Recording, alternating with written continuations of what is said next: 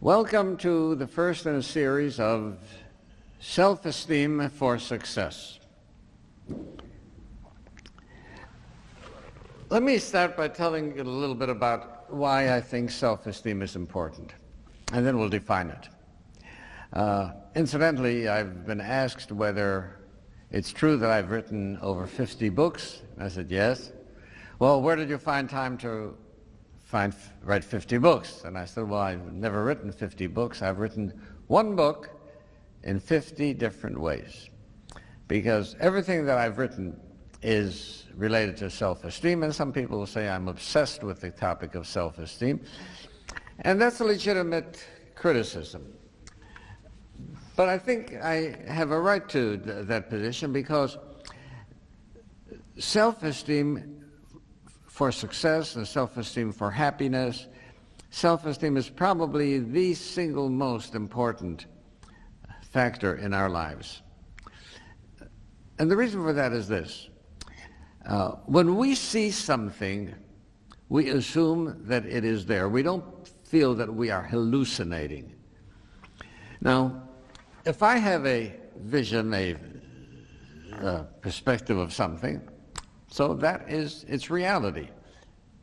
And if I have a perspective of myself and a concept of myself, well, that is my reality, and it's a very important part of my reality. And if my perception of myself is that I am in some way inferior, inadequate, incompetent, anything negative, if that's my perception of myself, then that's my reality, and I believe that anyone who looks at me is going to see what I believe is there. So if I think about myself as being inadequate, inferior, incompetent, I am certain that everyone who looks at me is going to see me that way, and I am going to relate to the world in that way. And I think you can see from there on the appropriateness of the title, Self-Esteem for Success. Right? Because if you have a negative opinion of yourself and you think that everybody sees you as negative, you're certainly going to have many barriers to a successful development. Now, the word esteem is, of course, related to the word estimate. Right? How do you estimate something? Well, it depends on what it is and how you're going to appraise its value. But if you have a home that's worth $1 million and you estimate it at $100,000, well, you're certainly shortchanging. If it's your home, you're shortchanging yourself. Similarly, if we are talented, well-endowed, bright, attractive, with all positive kinds of features, and we don't see that, then we are underestimating ourselves, right? And that is low self-esteem, okay? Now, self-esteem. What is the self? Well, this is the self. I am myself. And wait a minute, this is a body, right? And is that all we are, is a body? If all we are is a body, then we're no different than any other animals. And of course, science makes the mistake of saying that we are Homo sapiens. Now, Homo sapiens in plain English means that you're a gorilla or a baboon with some intellect. And whereas sapiens or intelligence is certainly important, that isn't everything that constitutes a human being. There are many other features that a human being has that makes him a human being and separates him from being animals. Right? Such as we have the ability to make improvements in ourselves, to become better people. Animals cannot improve themselves. I don't believe that any cow has ever thought, what do I have to do to become a better cow than I am? Right? We have the ability to think about a goal and purpose in life. We have the ability to make moral and ethical judgments, very often in defiance of what our body would want. So we are not slaves to our body the way animals are. We have the ability to sacrifice ourselves, sacrifice our efforts, our comfort, our belongings for the welfare of someone else. Right? We have the ability to forgive. We have the ability to search for truth. I mean, we can go down the list and pick up maybe 10, 15 unique abilities that comprise the essence of a human being in addition to his body. Right? So, what is the self? The self then is the body, of course, which is a significant part of ourself, plus all of the unique features that make us human. And for the sake of simplicity, I combine all of these unique features and I call them, the sum total of them, the human spirit. Right? So what is the human spirit? It's not a religious term. The human spirit is everything about a human being that separates him or her from other forms of life. Now, how do we get an image of ourselves? And let me ask another question of that. My practice has shown that low self-esteem is a significant contributor to every kind of psychological problem that a person can have. It is present in most people in one way or another. Sometimes it can be global, that a person feels himself to be inadequate or inferior in everything. And sometimes it can be partial. A person may feel himself to be very competent in one area, but may feel himself to be inadequate, incompetent in other areas. And the point is, these are unwarranted feelings of negativity. Right? I mean, if a person is limited and has limitations, that's understandable. And that doesn't cause a self-esteem problem. The self-esteem problem is when a person does not recognize the skills and the talents and the abilities that one does have. Now, why does this happen? There may be several reasons. First of all, I think it may be partially due to civilization. What do I mean by that? A number of years ago, there were a group of psychologists who did an interesting experiment. They built an experimental house. Now, what was experimental about the house? Well, they built the house for adults in the same proportion as a regular house is for children. In other words, the ceilings, instead of being 9 feet high, the ceilings were 30 feet high. And the chairs, instead of being down here, the seat of the chair was up there. And the table, instead of being over here, the table was up there. And the doorknob, instead of being over here, the doorknob was over there. And then they took some perfectly normal people and have them live in that house. Within several days, they began showing neurotic symptoms. Now think about that. Our children live in a world that was designed for adults. It's a struggle to reach a chair, it's a struggle to reach a table, it's a struggle to reach a doorknob, and all the kinds of things that is natural for us are a struggle for a child. So the child is living in a world of giants, right? And this may very well cause the child, at the childhood age, 2, 3, to feel tiny, impotent, powerless, insignificant. Okay? And sometimes I wonder whether primitive peoples who did not have doors and furniture and whatever, and they sat on the floor and they slept on the floor and there were no doorknobs to open, maybe their children grew up with a better self-esteem than we have in our culture. So I think that the self-esteem problem may possibly be part of civilization.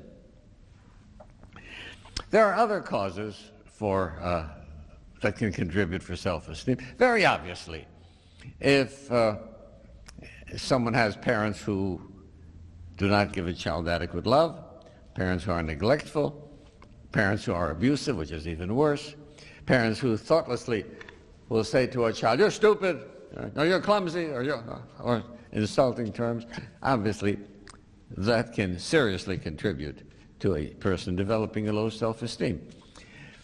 And these kinds of things, these kinds of impressions that a person has at age 3 or 4 or 5 or 6 in childhood are very, very deep. Right? And even though the person may later recognize that they were wrong and recognize that their parent was thoughtless and that their parent was neglectful and abusive, that's not going to take the feeling away. That feeling can be very profound and may remain there.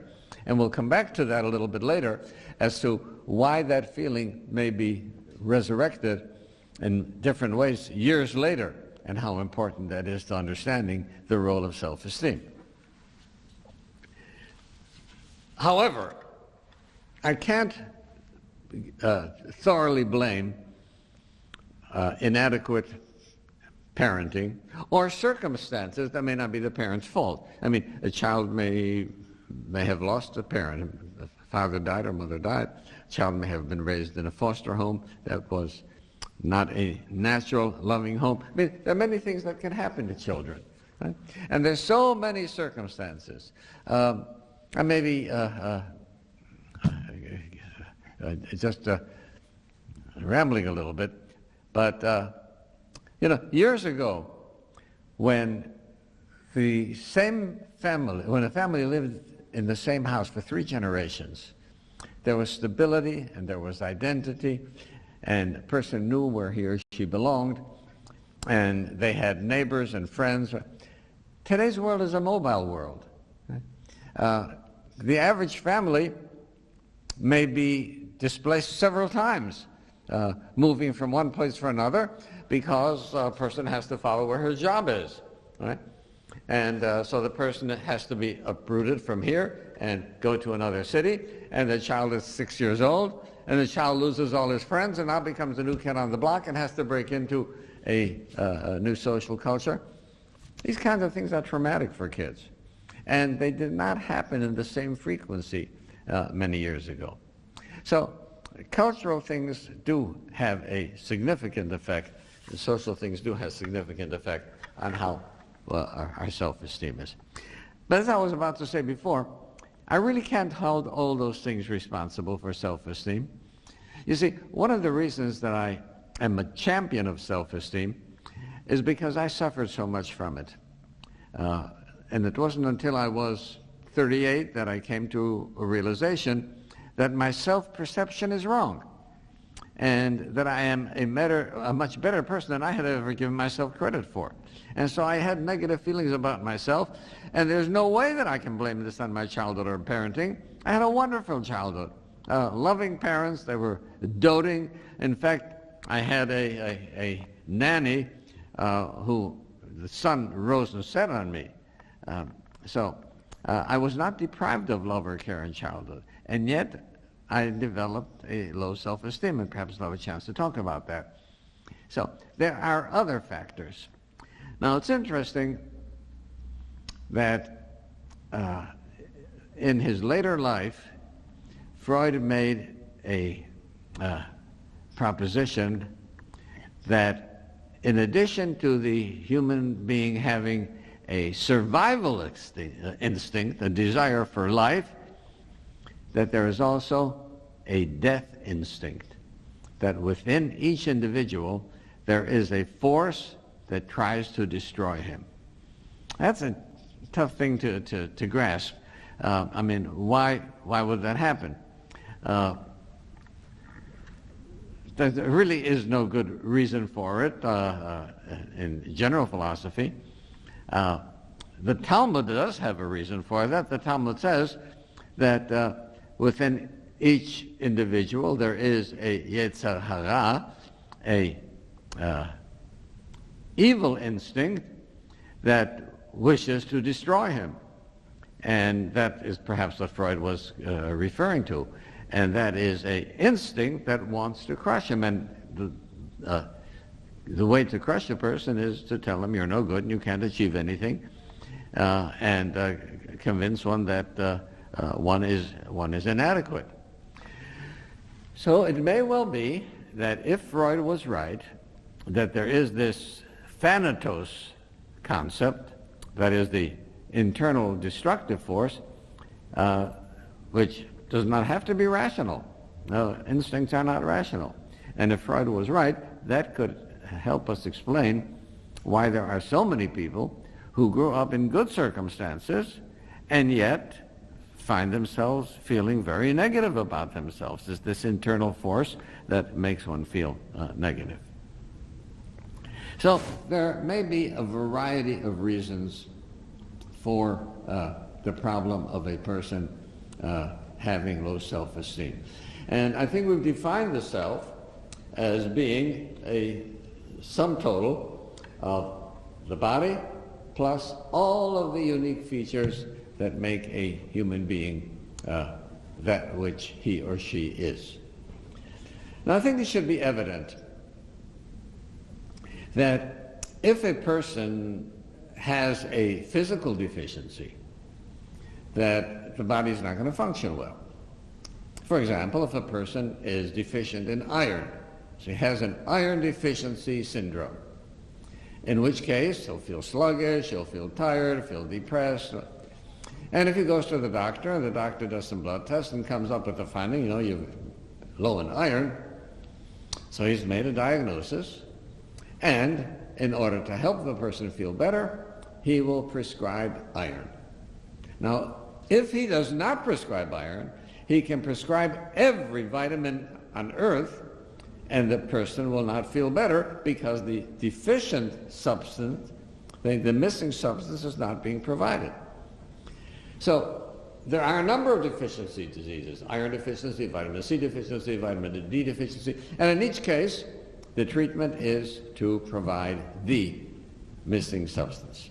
Now, we talk about a human being as being a body, and if we have all our proper nutrients and we're in good health, good, then the body is complete. But that doesn't mean that the self is complete, because there's something else except our body. And there's all of these unique features that we talked about. Right? Now, if those are deficient, if the person does not implement those features, then a person can have a spirituality deficiency because he is not fulfilling that part of himself. Right? So that if a person does not have a goal and purpose in life, and we said, look, one of the things that separates a human being from animals is that people can have a goal and purpose. What am I living for? What do I want to do with my life? Now, no giraffe or gorilla or orangutan ever thinks about what's my purpose in the jungle. Right? But if we lack the concept of a goal in life, and I just, for 70 or 80 or 90 years are floating around the universe, that doesn't give a person much of a sense of self-esteem. I might tell you at this point that one of the things that makes me a little uncomfortable is when I go into an office and I see a fish tank. Well, what's wrong with that? Well, these fish are swimming back and forth 24 hours a day, right? And they're not doing anything. Right?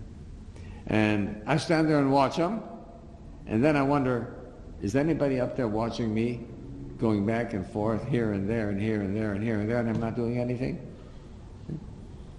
So it makes me feel a little bit uncomfortable. For all I know, the fish think that they're doing the most important thing in the world, swimming around. Right?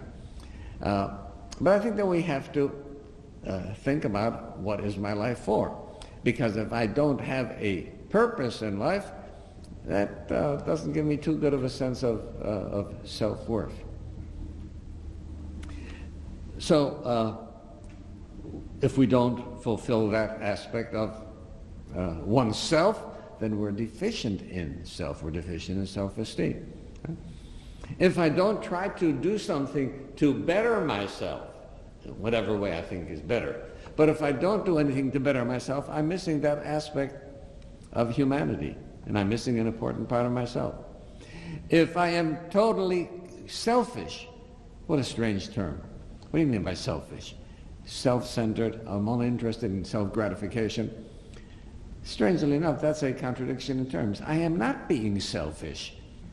Why? Because myself requires that I do things for others and that I be considerate of others. And if I don't do that, then I am not selfish. In order to really be selfish and take care of oneself, then one has to do all the things that are part of the self. And if I don't do that, then I am deficient in something of the self. And if my self is deficient, that is a part of low self-esteem. I have a lot of desires. Well, of course I have a lot of desires. I'm essentially an animal body, and I have every desire that an animal has.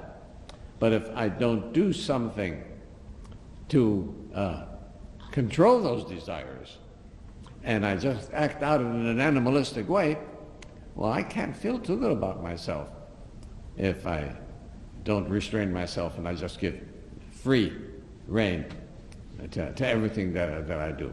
In fact, a human being is the only living creature that can consider oneself as being free. Because you see, animals aren't free because animals can't make choices.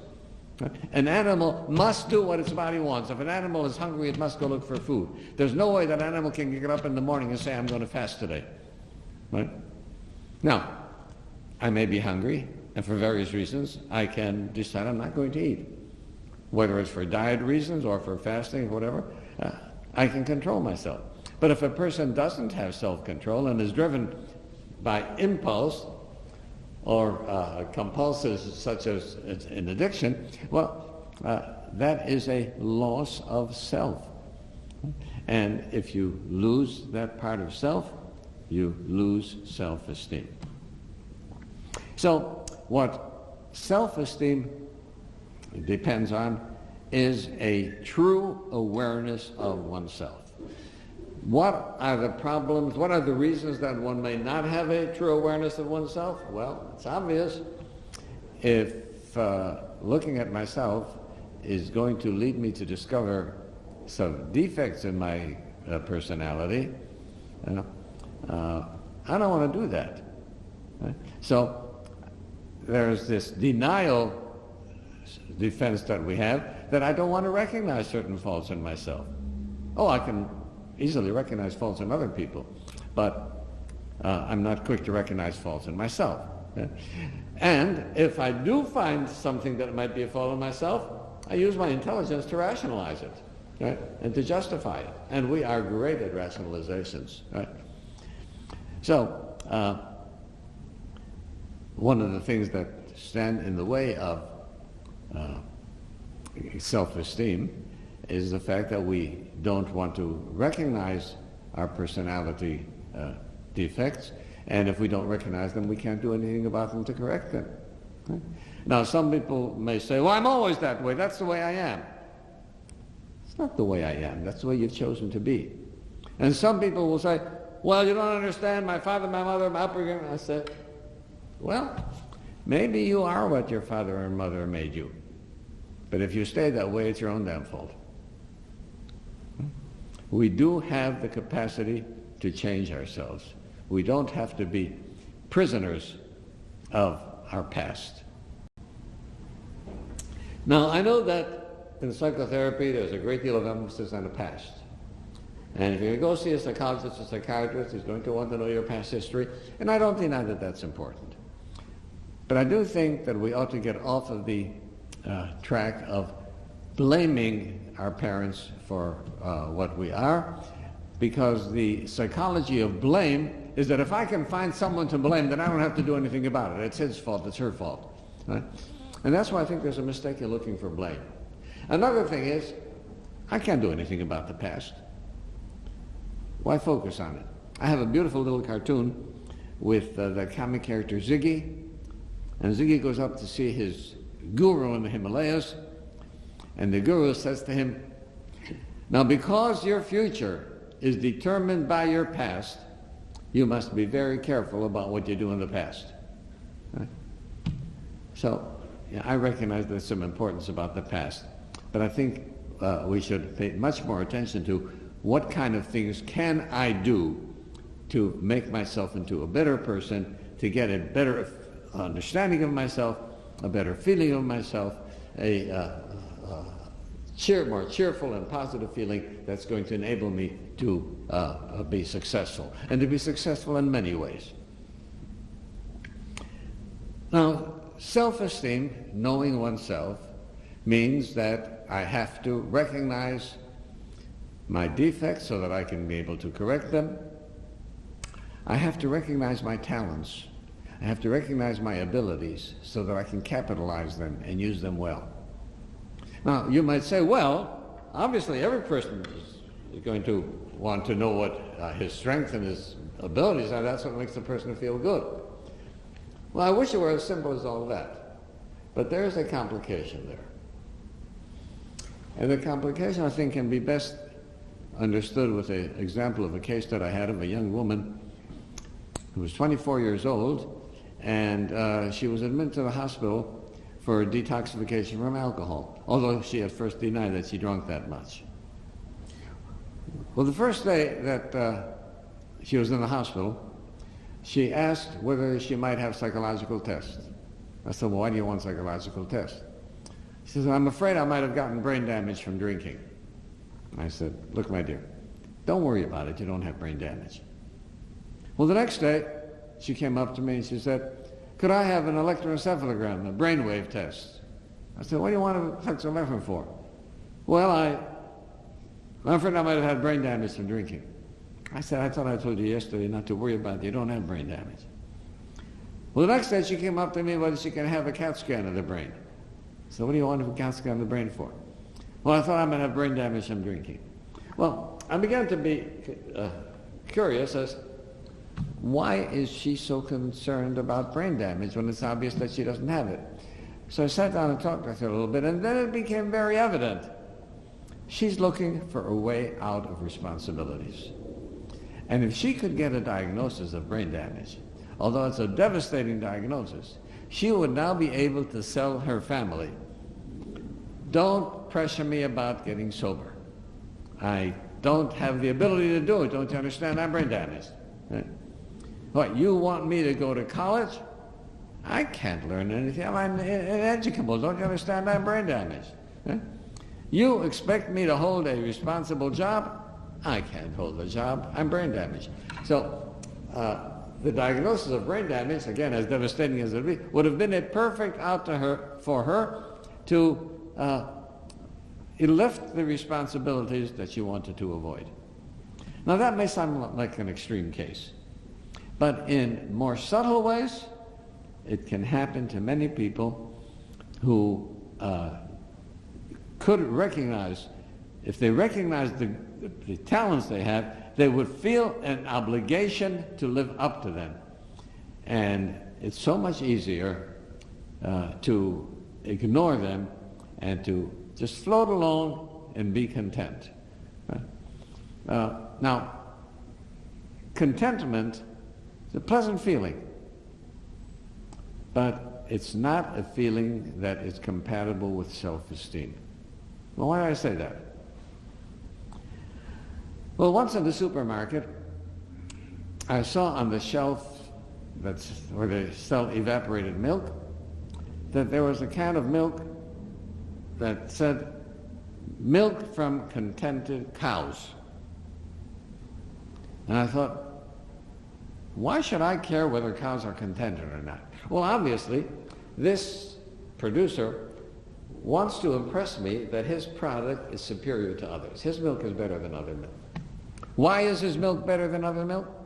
Because his cows are contented, and that makes them excellent cows. Oh, so the degree of excellence in a cow depends on how content the cow is. And if what I'm looking for in life is to be content, right, then I share a goal in life, a standard of life of excellence with cows. And I'm too proud for that. Right? Nothing wrong with being content. There's nothing wrong with having pleasure, nothing wrong with enjoying life. But come on, as human beings, we have a greater ability, we have a greater responsibility to make something of ourselves. And if we were able to do those two things, to first of all identify what are our character defects, and then work upon them to eliminate them, and to identify what are our character strengths and abilities that we can use to advance ourselves, then I think we'd be well on the road to a good self-esteem and have the proper attitude to be successful. So we've seen some of the ways in which a person may have low self-esteem, and I do want to get into a few minutes about how self-esteem can manifest itself in our daily life.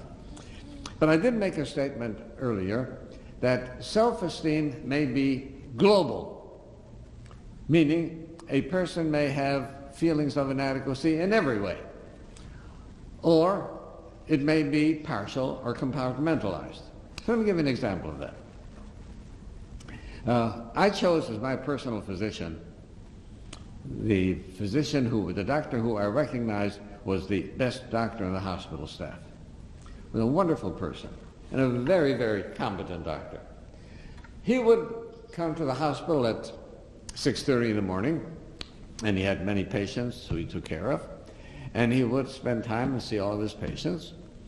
And then he would go into the electrocardiogram room and do all the interpretation of the electrocardiographs.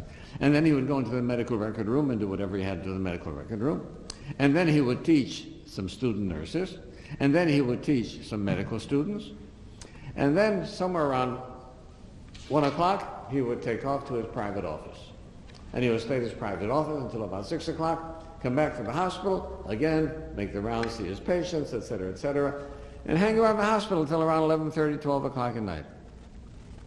Well, one night I was on duty, and here Dr. J was walking down the hall. It was close to midnight. And one of the nurses said to the other, "That man never wants to be home. You know, he's always here at the hospital, right?" I suppose that his wife is a very terrible person. Well, sometime later, Dr. J came over to me and he said, "Hey, I wonder if you would see my wife. She's gone into a depression. And I gave her an antidepressant, but I really shouldn't be taking care of her. So would you see her?" I said, "Of course."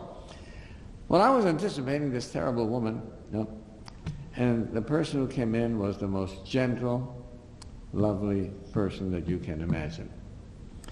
And she said to me, she said, "Dr. Twerski, you know how devoted John is to his medical practice. But she says, I'm a very needy person, and I needed a shoulder to put my head on. He was never home for that. Our children grew up without a father. If they were sick, he treated them. But to give them guidance or advice, he was never there for that." Well, then I got to know my doctor a little bit better, and I realized what the problem was. You see, he knew that as a doctor he was excellent. He was competent. He knew his medicine, he knew his laboratory, he knew his electrocardiograms, he knew the radiology, he knew his diagram, he knew everything that he was supposed to know about medicine. And so being in a hospital where he felt competent, right, that was comfortable. But now he's going to go home. And at home, they don't need anybody to do physical diagnosis or to read laboratory studies, electrocardiograms, or x-rays. They need a person to whom to relate. He did not feel about himself that as a person that he had any merit, that there was anything that he could contribute to anyone as a person. And consequently, he ended up depriving his family of a wonderful father and of a devoted husband. So you see, in his situation, his low self-esteem was not global because there was part of his life that he knew he was very competent.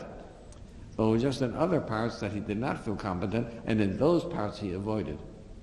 Now, there may be times when it's necessary to stay late at the office. That happens no matter what your practice is, whatever your work you do. There may be times like that. But I think that many people who spend extraordinarily late hours at the office may be doing what Dr. J is doing. Right? They are staying where they are comfortable because home is uncomfortable, not because there's anybody at home that is irritating or bad or whatever, but because they don't feel about themselves that they have anything to offer as a human being. And that is, unfortunately, a serious mistake.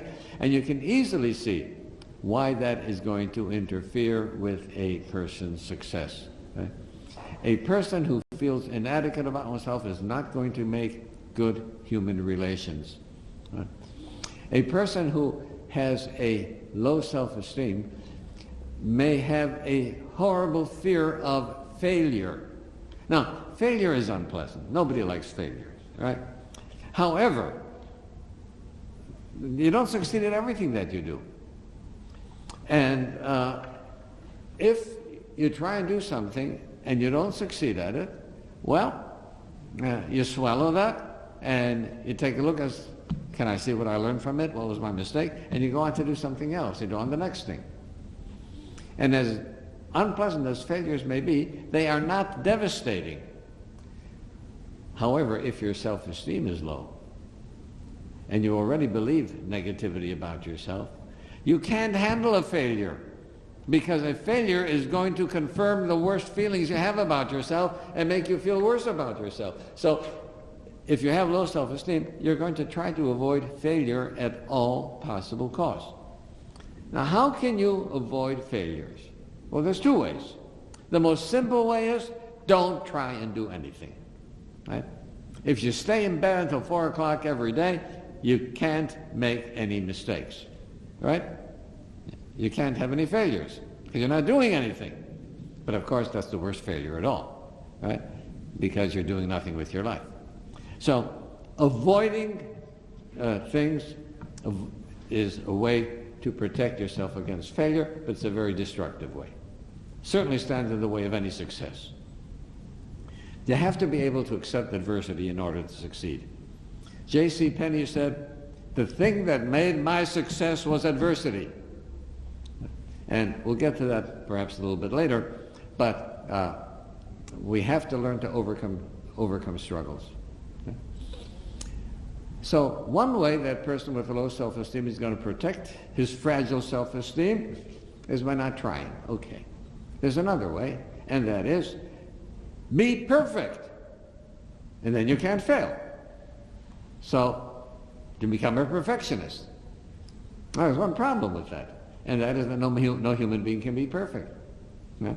And if you're going to try to be perfect, you're going to get so wrapped up in meaningless details that you'll never get to first base. You'll never be able to do anything. And I've seen people who were perfectionists. No, wait a second. There has to be a little perfectionism in everything that you do. You want to do something, you want to do it right, of course.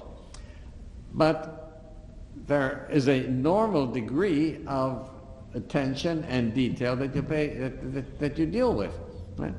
Now, look, if I get on an airplane, I want the pilot to be a little bit perfectionistic. I want him to look at all those dials, right? I want to see that they're all in place, right? I don't want the pilot to get in the seat and say, okay, let's get this thing off the ground. No, I want him to make sure that everything is okay. But if he is going to check each dial 1,800 times, right, and he's not sure of himself, maybe I better do it. And instead of taking off at 1:30, the plane is going to take off at 5:50, that's not what I want. Right? So there's a normal degree of perfectionism, but a person who has low self-esteem and is terrified of a failure may try to be so perfect that he ends up doing nothing, and that's the worst mistake of all.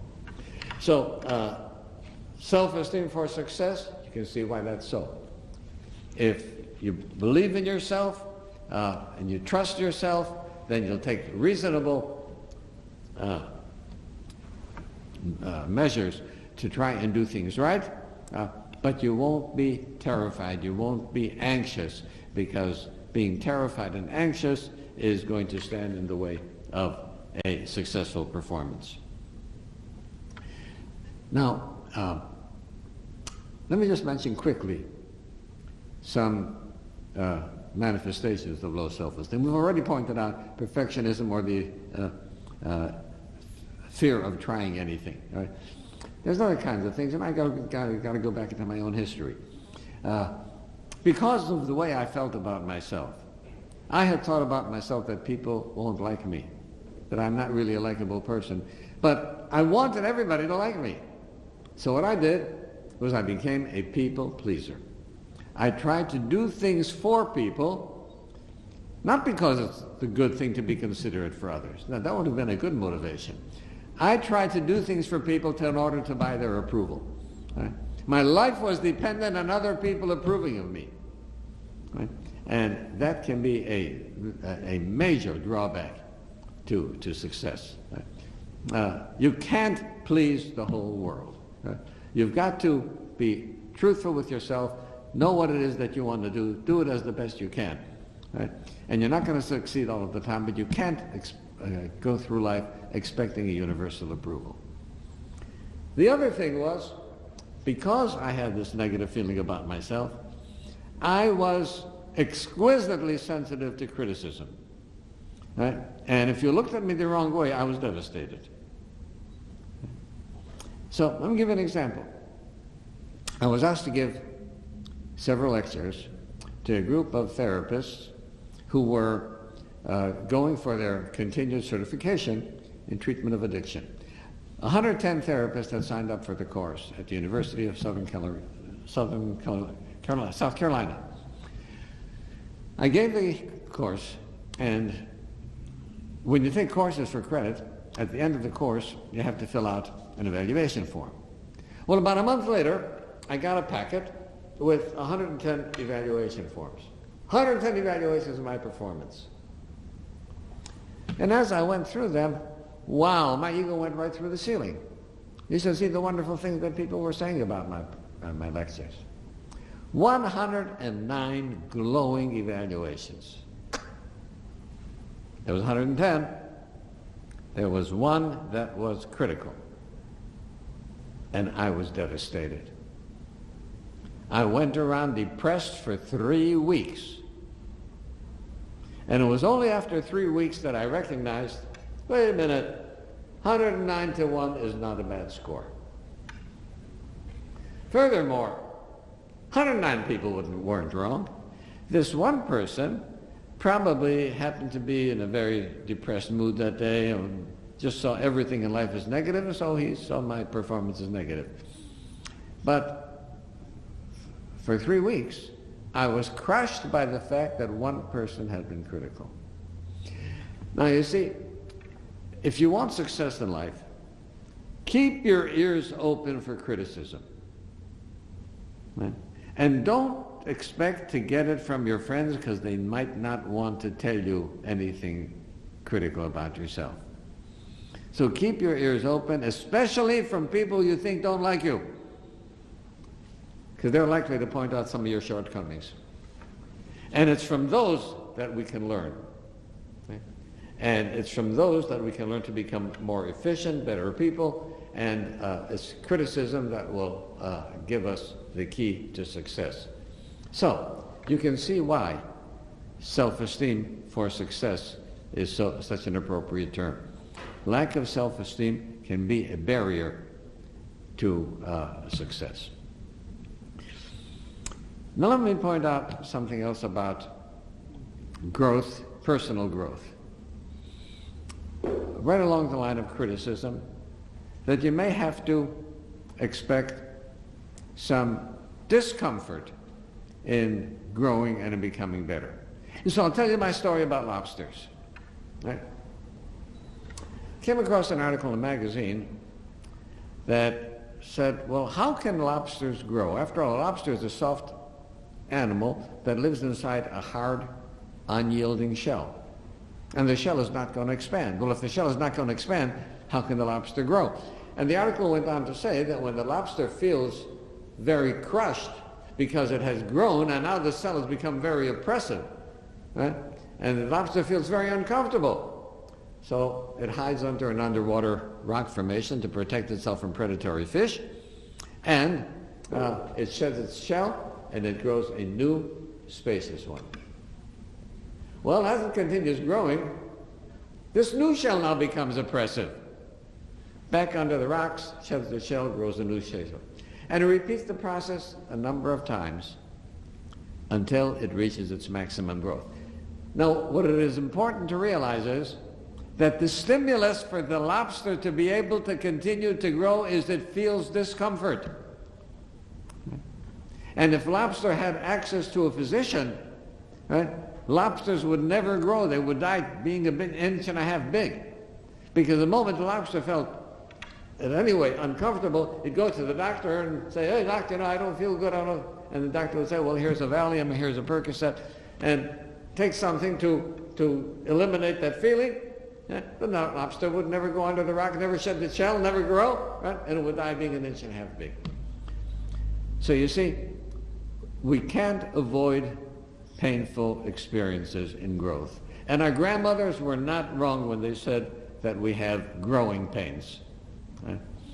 So in order to develop self-esteem, we have to be able to accept some discomfort. The discomfort of looking for our character defects. And maybe if we can't see them ourselves, maybe we can have somebody point them out to us. Maybe we have a good friend who will say, look, I won't break my friendship with you, but please, I need you to tell me what you see about me that I could be doing better. Right? There may be the discomfort of discovering the positive talents in yourself.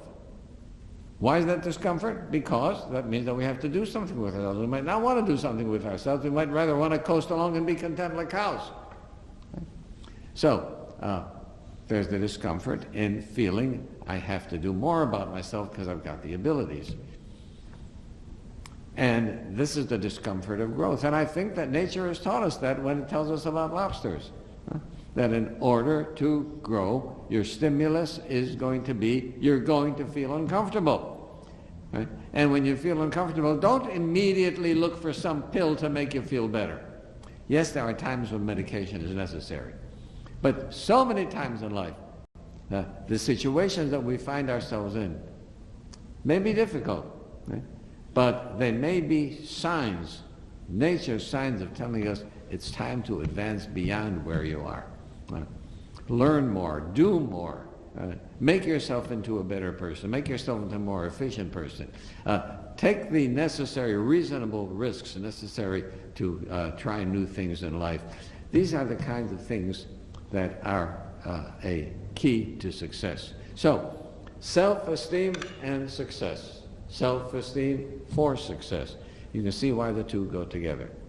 And hopefully, if you will work on your self-esteem and improve it, hopefully you will become a better person, a more efficient person, and more successful person, and perhaps most of all, a happier person.